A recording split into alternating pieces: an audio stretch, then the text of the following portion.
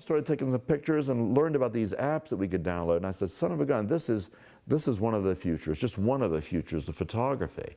But I'm thrilled by this concept that it's no longer out in the field, you don't hit the shutter and then wait till you get someplace else. There's not another place you have to get to.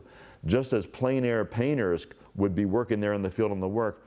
Sean Duggan asked me, I'd like to give him credit, he's a friend and great photographer. He said, do you actually start with the apps? When you take the picture out there in the field, do you start working on the image right there? I said, absolutely, that's part of the fun, that you have both camera and digital darkroom right there in the same device in your palm.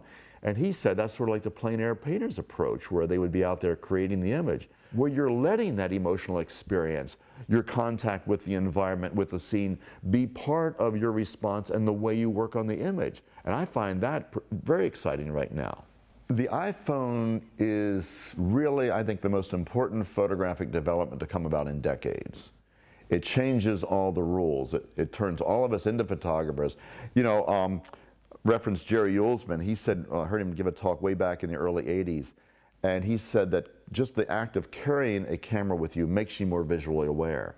Now at that time, carrying a camera was a separate effort. You would have to pick up this thing that was just a camera. So that kind of empowered you and gave you some responsibility, and you would be more aware. Well, now that we have cameras built into our phones that we're carrying with us all the time, it doesn't automatically make us more aware. So we have a responsibility to take that and to use it. But I think the iPhone, having that camera with you all the time, the way we can use apps, we can stitch, we can create vistas, we can capture scenes that were just next to impossible any other way. I think it's the most fluid, powerful, creative thing to enter photography in a long time.